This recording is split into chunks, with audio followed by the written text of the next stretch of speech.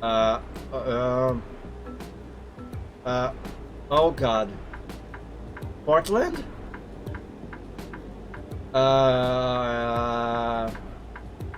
It's only been 5 minutes. Help! I need the GPS! But anyway, most of my experience with the 90s obviously were here in Brazil. But I have to tell you, music was crazy. Dirty stuff in music, dirty stuff on TV. Even on lunchtime on Sunday when all the family was home. Like here in Brazil, before I check the map, here in Brazil, I will check the map. Ah! I missed the exit, god damn it. Exactly, that is exactly one of the things I was going to talk about, Flindix. Here in Brazil, in the 90s, we had a TV show presented by a presenter who went by the artistic name of Gugu. And it was one of those shows that have all sorts of things. It was presented on Sundays during lunchtime. It would start at around lunchtime, so right around 12 p.m. and go for the whole afternoon. It had all sorts of things, and one of the things that it had for entertainment was I'm gonna have to make a U-turn. Oh my god, how am I gonna be able to make this way? Oh god, without the GPS, I'm gonna be so lost here.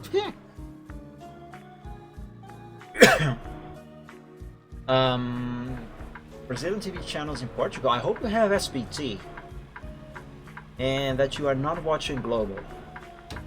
Anyway, one of the things that show had in the 90s was, how can I describe it?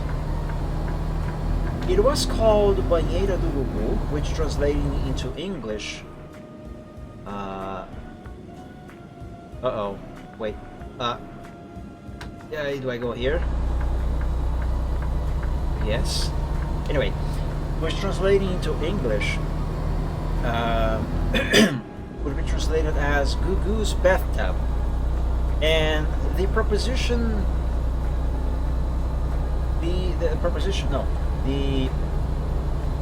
oh man, it's so hard to explain that thing.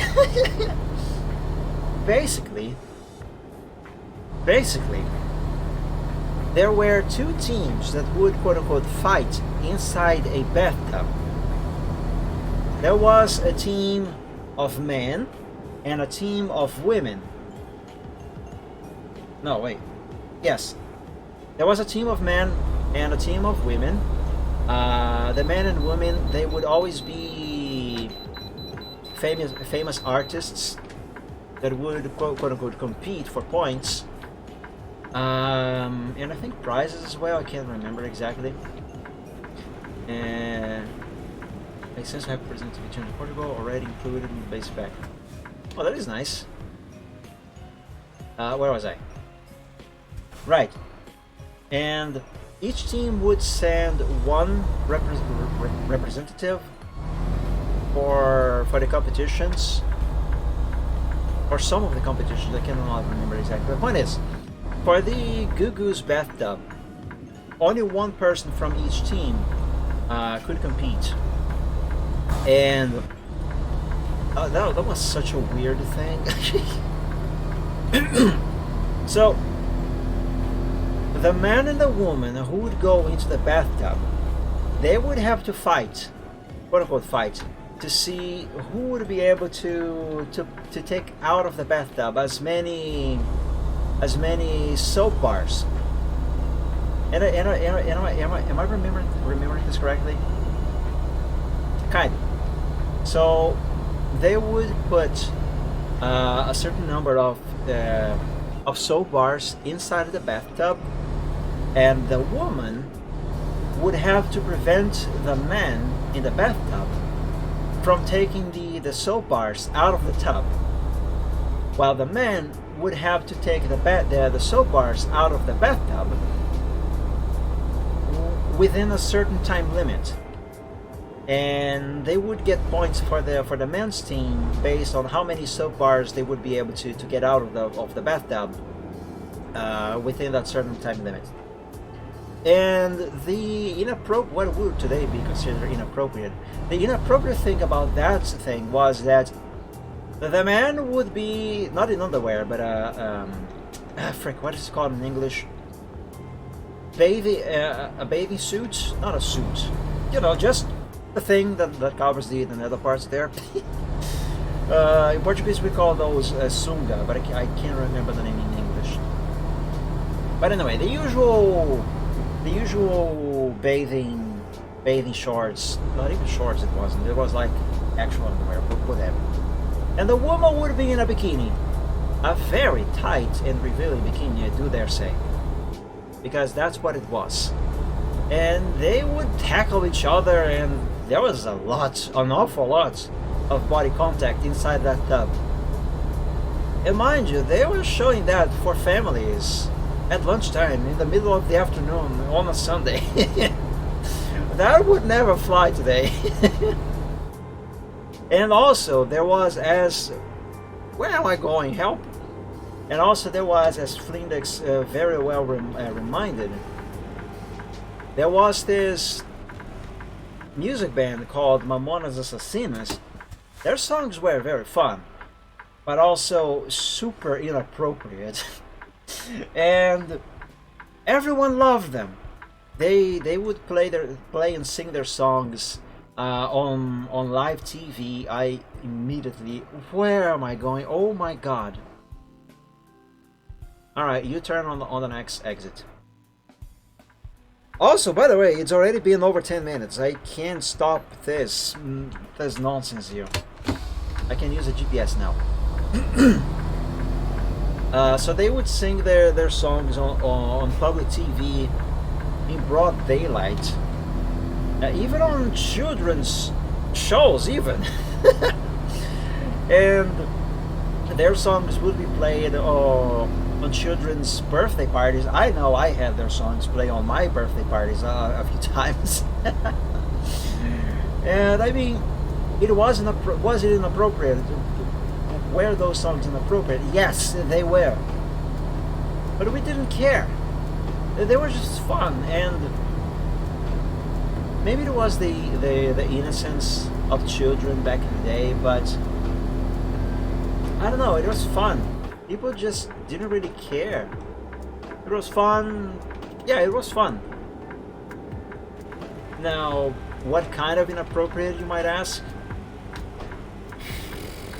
Well, where do I start? Well, if you Google Mamonas Assassinas, you'll certainly find the cover art for the record. That thing by itself is extremely inappropriate. So much so, actually, that I cannot even show it to you on stream. I kid you not. I actually cannot show you the cover art for the record on stream because of how inappropriate it is. But yeah, there was a lot of inappropriate stuff in the 90s. But you know what? A lot of those things we didn't really care. We didn't really think at the time on how inappropriate those things were. It's hard to explain. It's really hard to explain. Let's just say, I suppose, it was a fruit of its time. Yeah, it was a fruit of its time. And I do dare say, I have no shame in having enjoyed some of those things in the 90s. Because it was an experience. It wasn't a sort of experience that people today is never gonna have. And maybe they're not going to be as I was gonna say maybe they're not going to be as good people as they could be otherwise, but that is way too broad of a claim to make, so let's not make that claim. What is? today's youth is way too fragile to have lived in the 90s. The youth from the 90s are tougher people today because the 90s were the way they were. I think I can say that. Today's youth, nah. They can barely handle a simple joke on Twitter, my god. Seriously.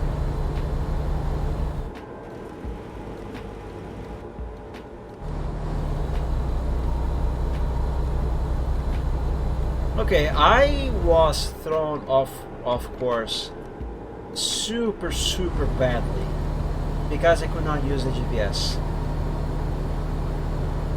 Now I don't even know how far away I am, where I am.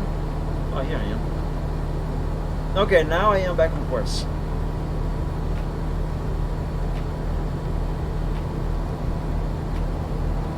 Honestly, that exit, excuse me, that exit before Seattle, I was expecting that to be way different from what I actually encountered. I was expecting it to be like, I don't know, some sort of intersection, not a network of overpasses going everywhere.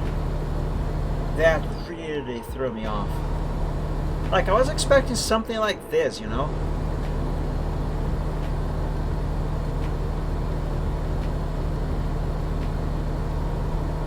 Now I'm gonna have to go fast to make up for the lost time.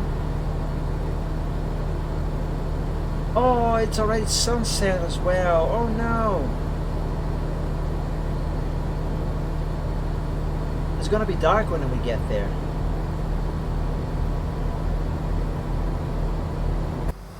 Meow.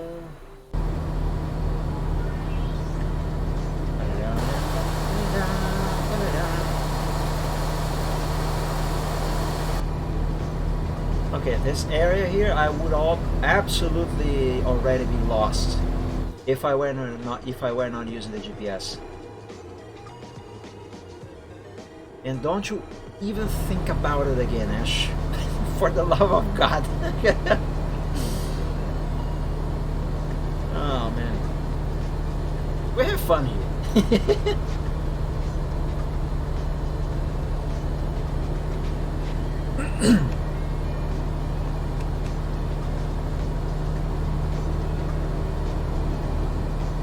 Alright, on the bright side, the good news is we're actually close to the destination. And although it's been nearly 3 hours of stream, it looks like I'm actually going to be able to finish this trip on this stream. Now, one of the reasons why I decided to make this cross-country trip on ATS is because I have done this on your truck simulator once, way back in the day. And I think that took me around 4 hours of real time. It was a very long trip. And at the end, I told myself that I would never do that again. And then for a few months now, I have been thinking about doing that again.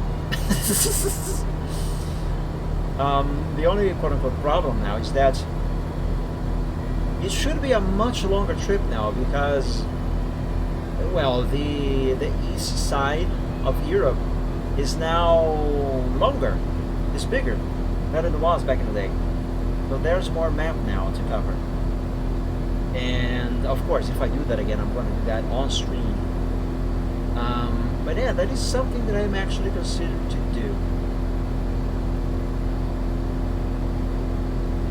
Ah, frick, I completely forgot about my fuel. I'm on reserve. That's a problem. When did that happen? I always watch my fuel tank to see if I need to stop to refuel. Ah, crap. Oh boy.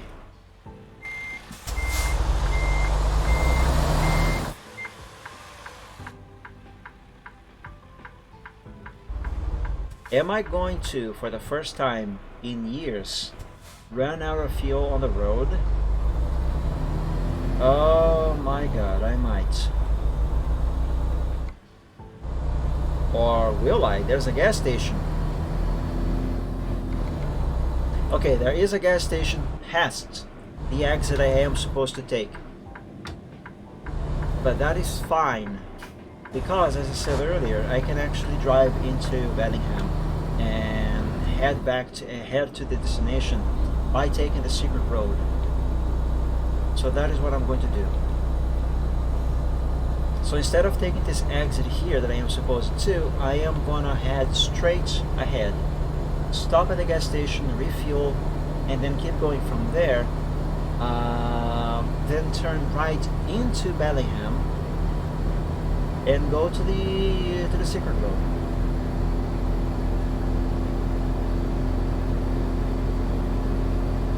Now I just hope I'm not gonna have troubles. Oh, the gas station is here? Huh. Not quite what I was expecting. I just hope I'm not gonna have troubles with the road itself, because it is a dirt road.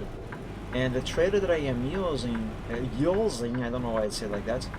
The trailer that I am using is not quite suited for that kind of road.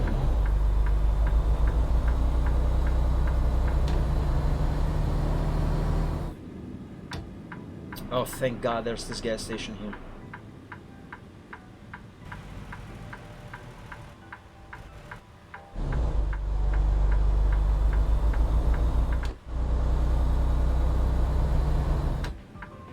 Otherwise, I would be in serious trouble.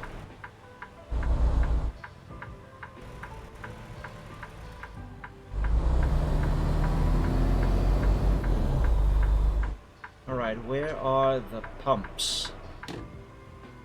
There.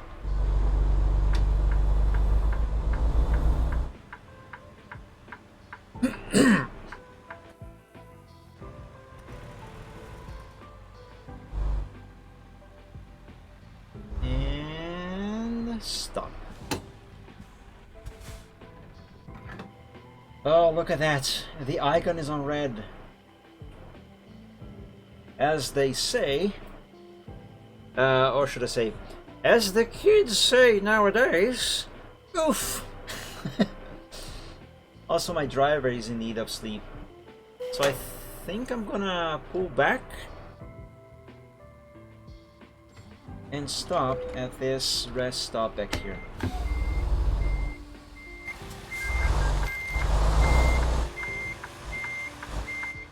Since there's nobody around, it'll be fine to reverse. Oops.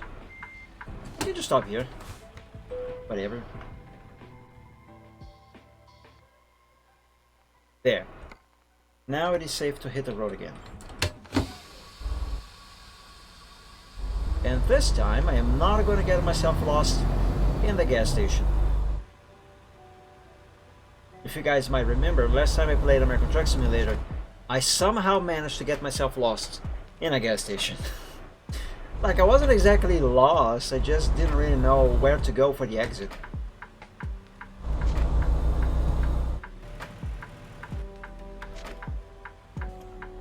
Alright. And away we go. Yep. Let's lower that axle again.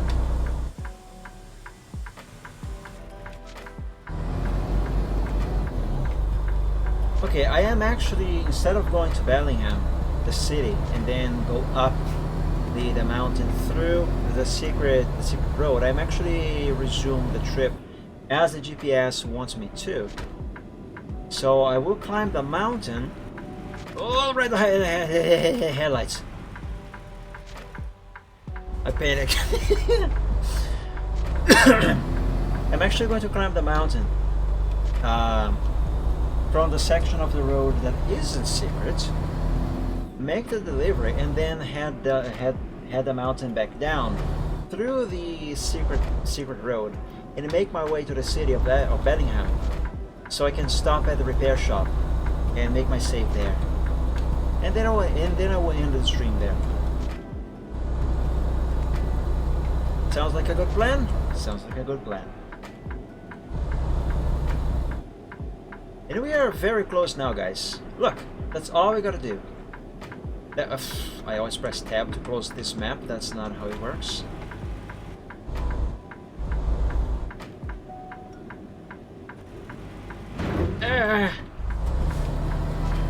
Ow. That was my fault. I was going too fast for that turn. All clear? All clear. Also just got a green. Good. Alright, ETA. Roughly over an hour of in-game time. Please don't turn red. Please don't turn red. Please don't turn red. I am almost there. Don't turn red. Thank you very much.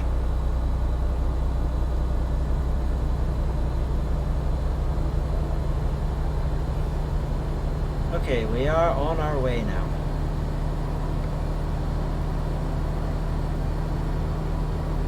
Is it me or this looks a bit different? No, it's just me actually.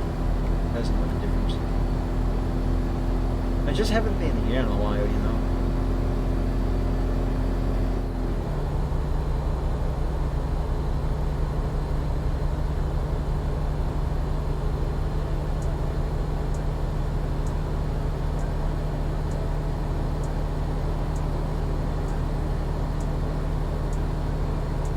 Now, even if I don't use the GPS, there's no way I can get myself lost here. On the most, I might miss the exit.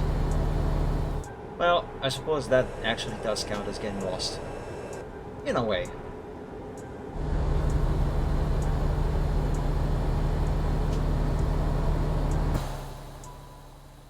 Oh, it's getting dark so quickly. Oh, there's our exit. So let's start to slow it down. Indicate left. Because I will have to pretty much stop in the middle of the road here.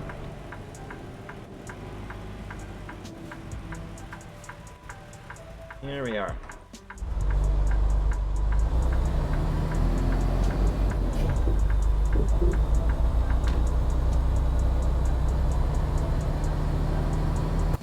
Oh, I love this road so much. I really like these dirt roads in general, actually. They're so much fun.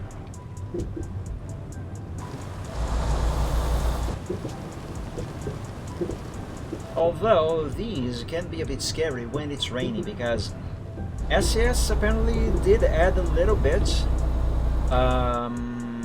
of physics to these. So when it rains, they become slippery. So that can make your heart skip a beat sometimes. It's fun though. Excuse me. I'm gonna drink a little bit of water.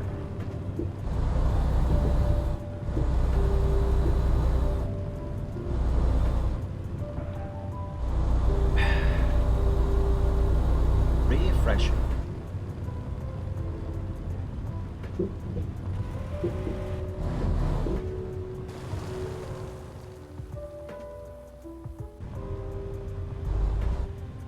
Alright, let's raise one of the axles of the trailer, because the turns here, they are a bit tight.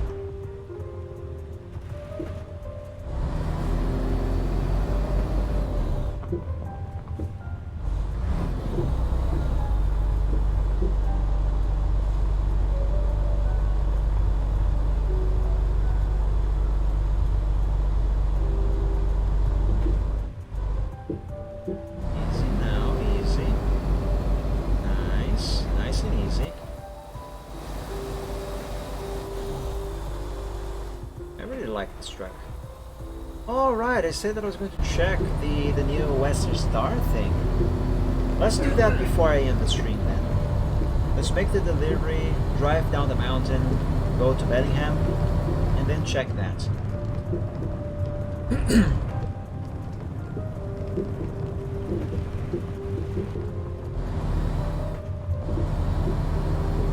Here we are, the bridge.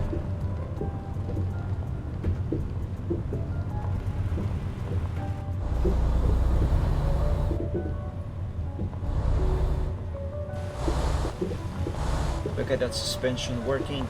Nice.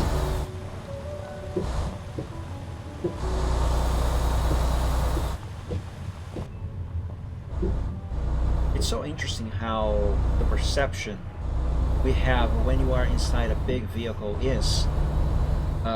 wait, what I'm saying? Let me start this phrase over. It's interesting how things seem to be a little smaller when you are in a bigger vehicle, contrary to how they might seem a little larger when you are on a smaller vehicle. I say this because I have been on this road here in both a truck and a car, and all of this looks so much larger, so much wider, so much bigger when I am driving a Scout here. With a truck, it feels smaller. It's interesting how the perception changes.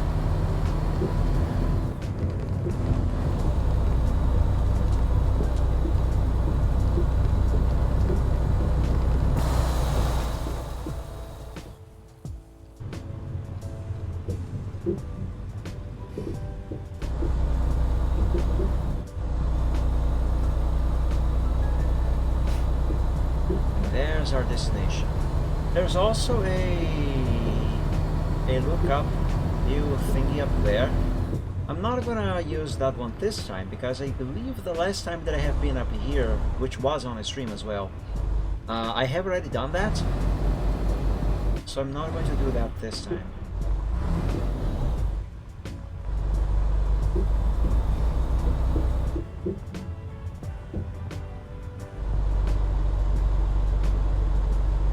Let's just make the delivery and then drive down the mountain.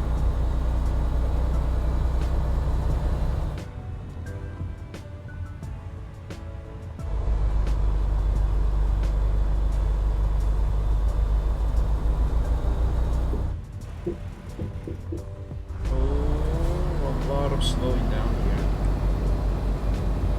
I do not want to hit anything, neither do I want to drive off the road.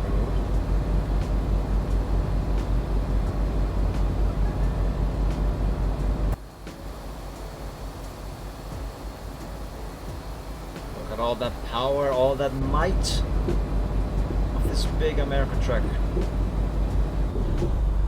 I do wonder how an European truck of similar specs would fare that climb there with the same weight that this truck is pulling right now.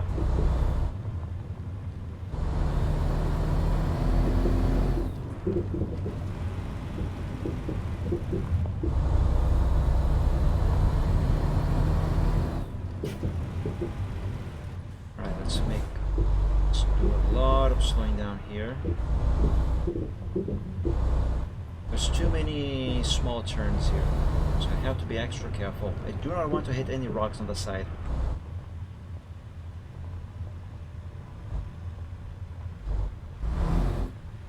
So the music has ended. Let's play the next playlist.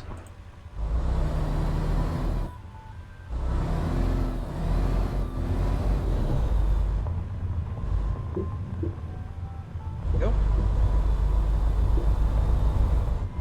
There's the viewing thing.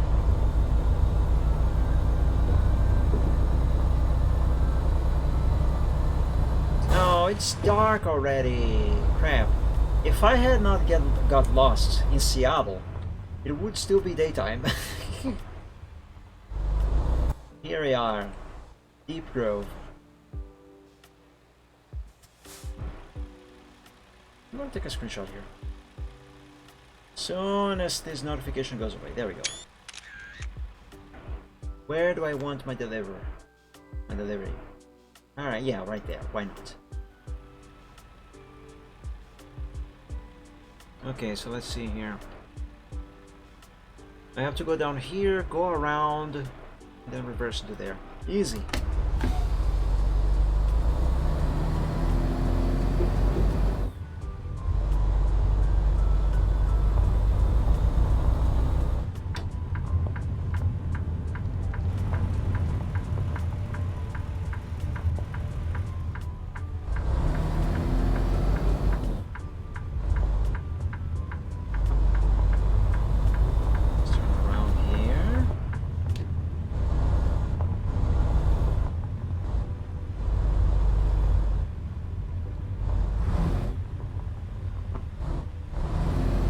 Prepare the truck for reversing. There we go. Hazard lights, beacons on, reverse, and here we go.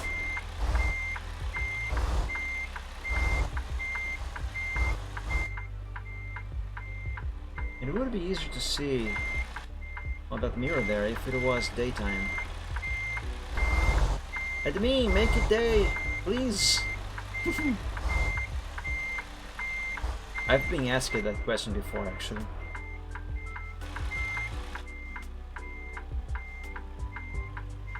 Am I gonna hit something there?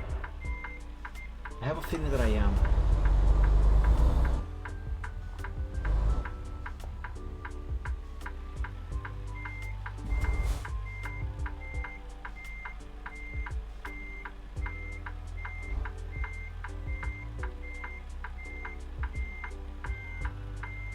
Careful.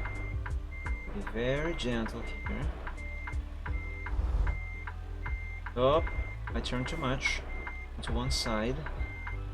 Gotta correct that.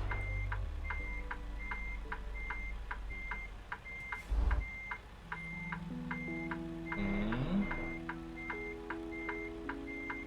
Hold on. Is the trailer supposed to go straight now? It looks like it is. Almost. Not quite yet.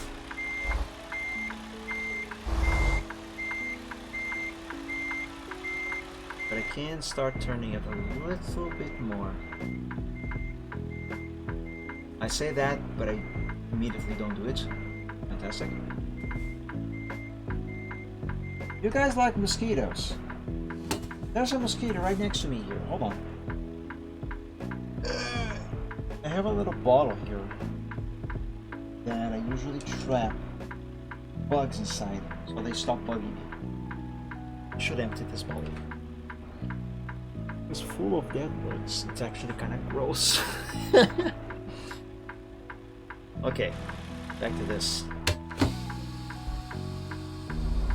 Oops, that's forward.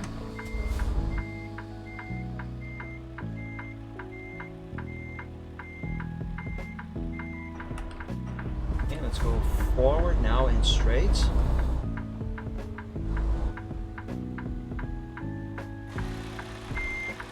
And now back. And make this trailer go straight. Straight into the actual parking spot. But yeah. For that I actually do have to make a few turns.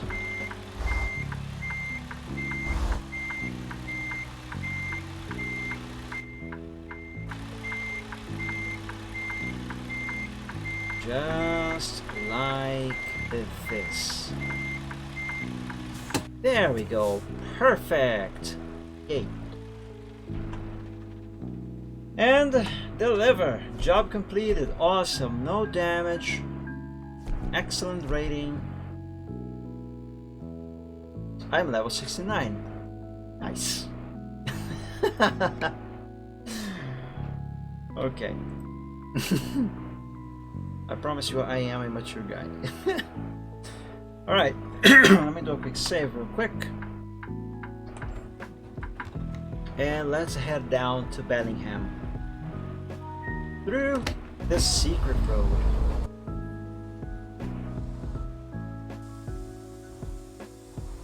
Raise the axle because you don't need it to be lowered.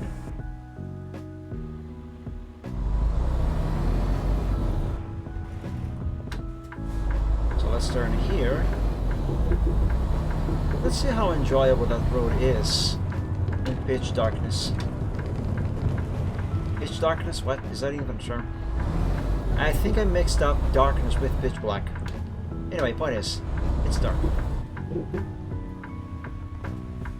There used to be a gate here, blocking the way. You would have to drive around that gate to gain access to the secret road. But they removed it.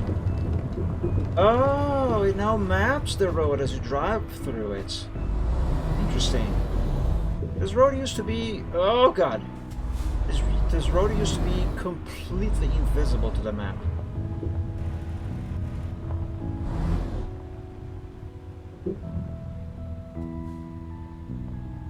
Having the beacon on does not really help. Neither does it help to have the high beams on. Maybe if I had auxiliary lights on the roof, but that is not a thing here on ATS. Not yet, at least. Or at all, actually. I don't think American trucks are actually allowed to have auxiliary lights on the roof.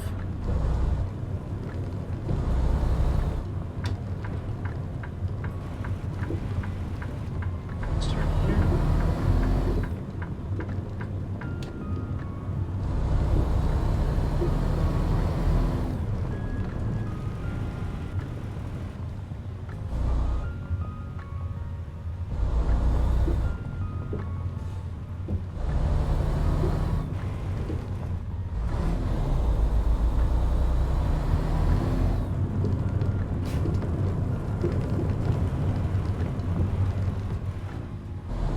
I'm going to stop at the repair shop in Bellingham and check if the new stuff that they have added for the Western Star is actually a new truck or just new accessories for this truck that I am driving right now.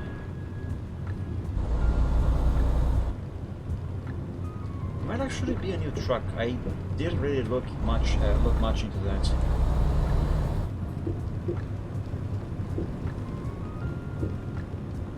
I have this little bit of confusion because if it is a new truck, it looks a lot like this truck here, which I cannot remember the model name of. All I know is that it is a Western Star. That's it. That's all I remember about it. It's so dark that I cannot even see my right mirror there. I can only see the lights of my trailer on it. There, see the lights there?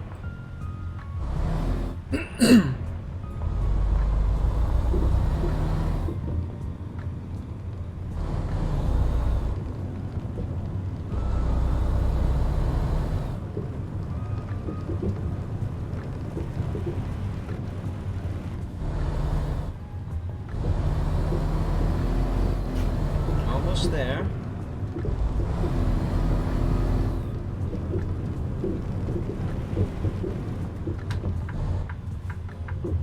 Alright, and we are out of the mountain.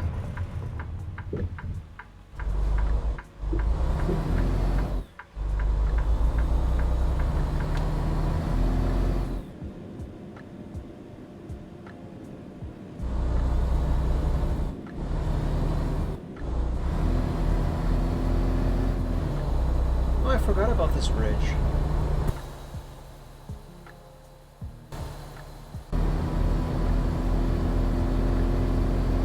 I believe there should be a few houses up ahead, and when we get to those, we'll have to turn left.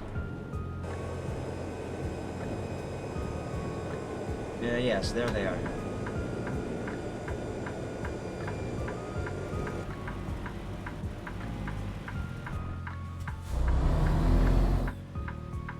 Left right here.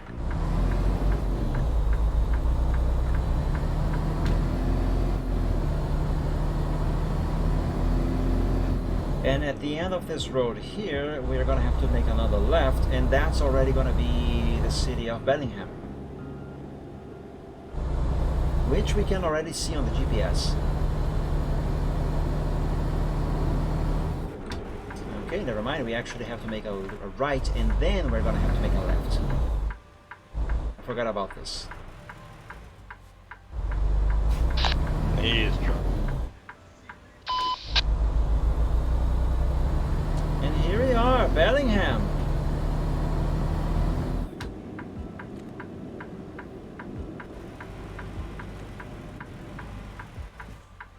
And stop here. But Mike, the traffic light is green. No, not the one that tells me to turn right. I mean left. Now I can go. One for my lane was red. Over here also there used to be a world barrier So the only way you could gain access to the secret road was to drive around it. And for that you would have to go on the sidewalk. I don't remember if on that side there was possible, but you would have to do it on this corner here.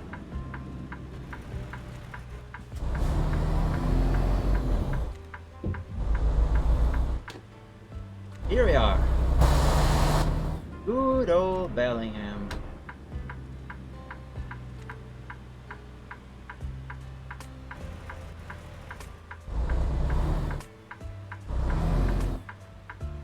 Let's do a quick stop at the repair shop itself, right here.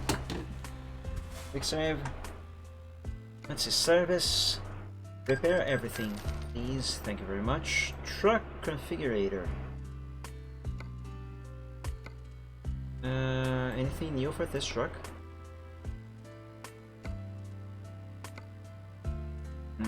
Doesn't look like it. So I guess it is indeed an actual new truck. Very well, let's park this truck and check the Western Star dealership.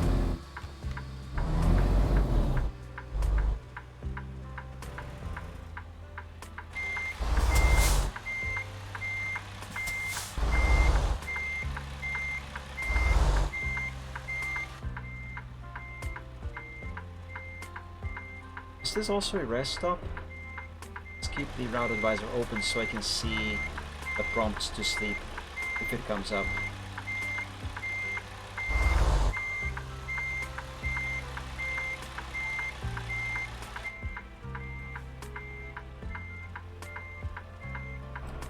Nope. I went over the curb. And it's fine, that actually is lifted anyway. Okay, turn off the headlights, the engine, do a quick save. Let's do a couple of manual saves. Because yes. And now let me check a Western Star dealership. That's not how you go to the dealership, Mike. Truck dealers! There we go. Kenworth, Mack, Peterbilt, Kenworth, Volvo, Peterbilt, Mack, Western Star. Let's see here. Ah, that is the new one. Yeah? Yeah, see how they kind of look alike? Oh, you look sexy, truck. This thing looks nice. Let's see. Ooh, that looks nice. That does look nice. Okay, guys, I'm gonna play around with this, but I'm gonna be ending the stream now. But not before I remind you guys that I stream every week on Wednesdays, Fridays, and Sundays. I play American Truck Simulator and Euro Truck Simulator, and sometimes some other trucking game every Wednesday at 7 p.m. Eastern Time. While on Fridays, every Friday I play a different game every week. Also at 7 p.m. Eastern, however. And on Sundays I do art live at 3 p.m. also Eastern Time. I have a Discord server available if you would like to join. It's called Dragon Realms.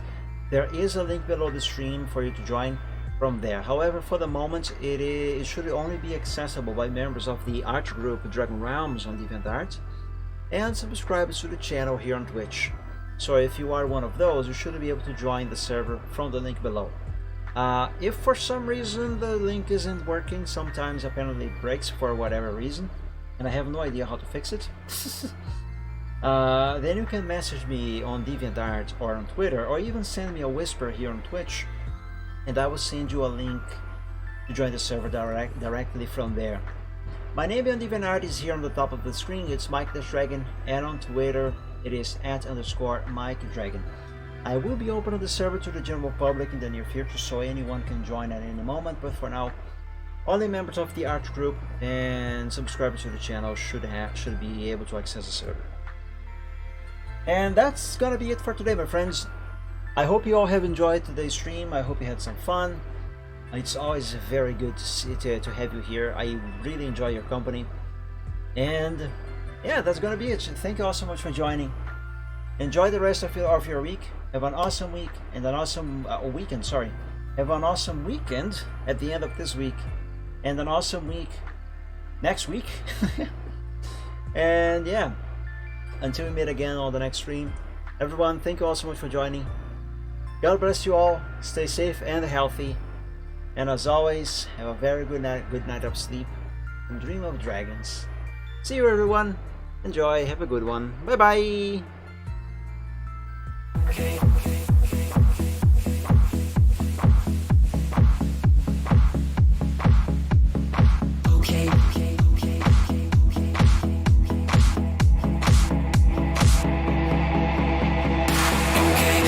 Present some problems and we don't know what to do.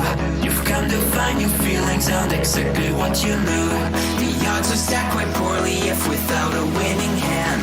But bear in mind your bearing's only worse if you can. Bad taking trips because I'll turn your trips to trash. You've got to set your sights and hopes on setting not to crash.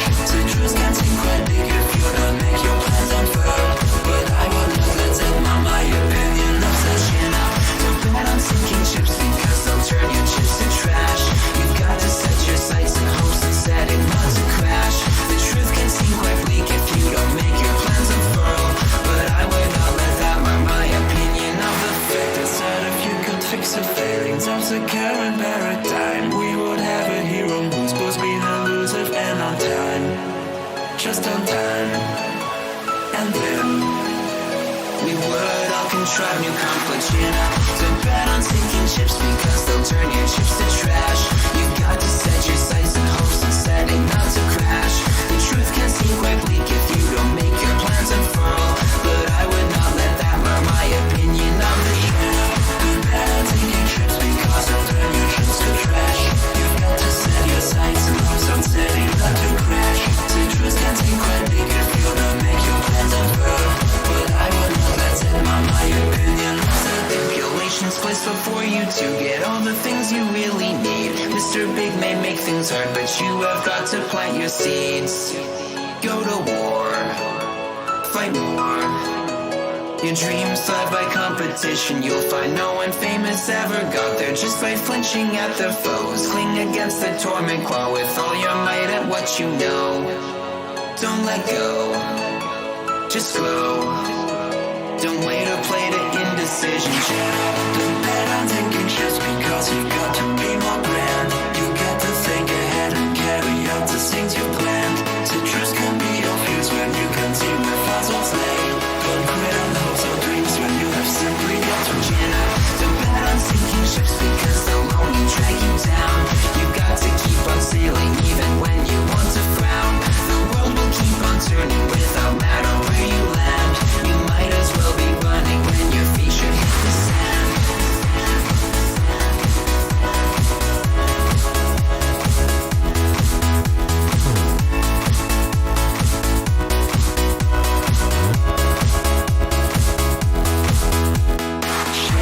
Don't bet on thinking just because you got to be more grand.